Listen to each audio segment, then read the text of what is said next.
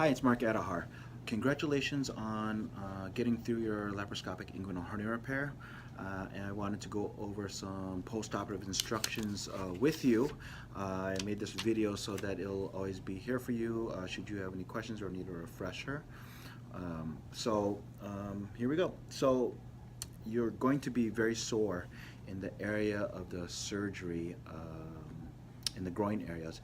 The first 3 days are always the worst before it starts to get better. You have a prescription for pain medication, which I wrote for you. You can take one tablet every 6 hours as needed for pain, but if your pain scale is greater than 6 out of 10, then take 2 tablets. I always recommend you try to get through it with extra strength Tylenol or ibuprofen first to minimize the amount of narcotic medication you use. But if it's not enough, please take that prescribed medication as needed. I also wrote you a prescription for a stool softener.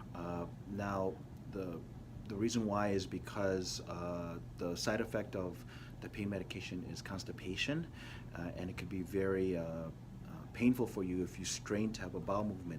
So I wrote you some stool softener medication to help that along. Usually I write it for about 15 days.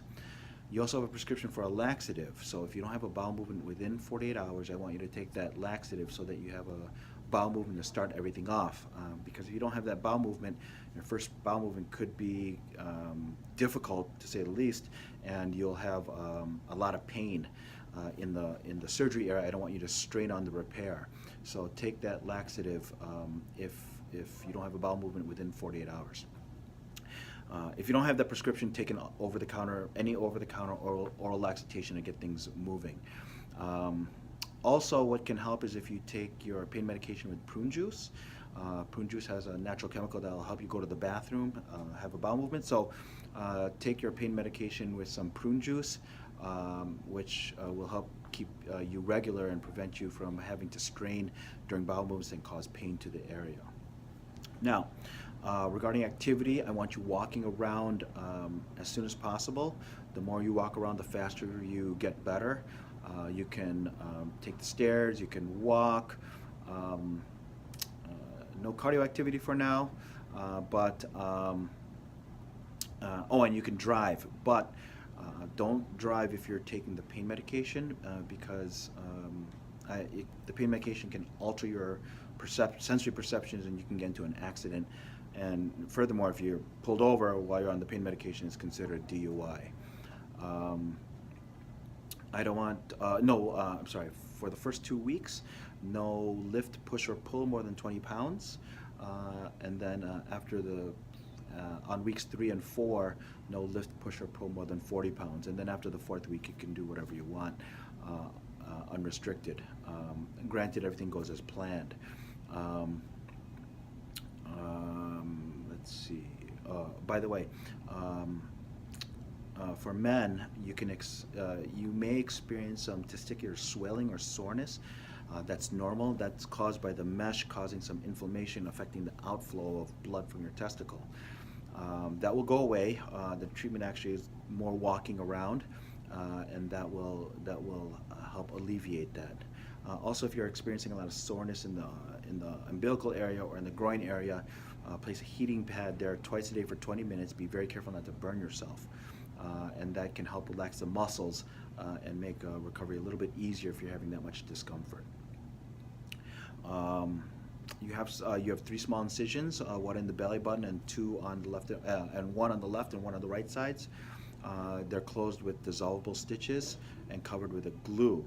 The glue will fall off after a couple of weeks. The stitches will dissolve after a couple of weeks after that.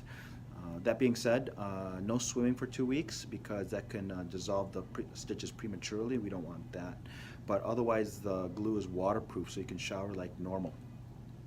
No baths, though, at least until you see me in the office. But generally, after 2 weeks, baths is okay. Swimming will wait for 4 weeks because the chlorine component in it can irritate your wounds.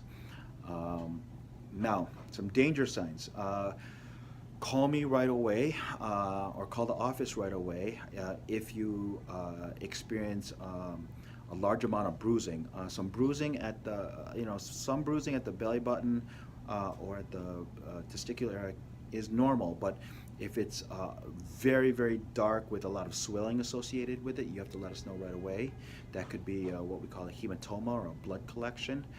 Usually all we do is watch it, but we'd want to see you earlier than later if that occurs. If you start experiencing some severe redness and pain around any of your incisions, let us know. It's very uncommon but possible to have a wound infection, so if that's the case, we may want to start you on antibiotics. If you experience a lot of itching around your cuts, that could be due to allergy to the tape. Again, that's also uncommon. If you experience that, then sometimes a shot of Benadryl will take care of it, or you may have to remove the glue.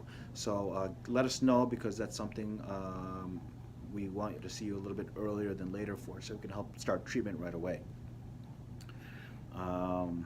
If at any time you feel dizzy, if you feel like throwing up, nauseous, you feel like you're getting worse instead of better, you're having chest pain, you're experiencing shortness of breath, please reach out right away and let us know what's going on so we can take care of things, okay?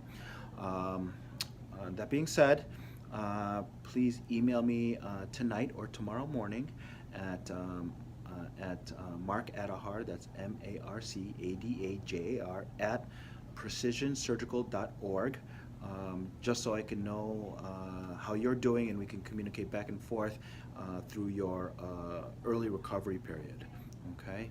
I'll call for an appointment in about 2 weeks to see me or one of my partners, just so we can check your cuts, make sure everything is going okay, and to finalize any last-minute questions.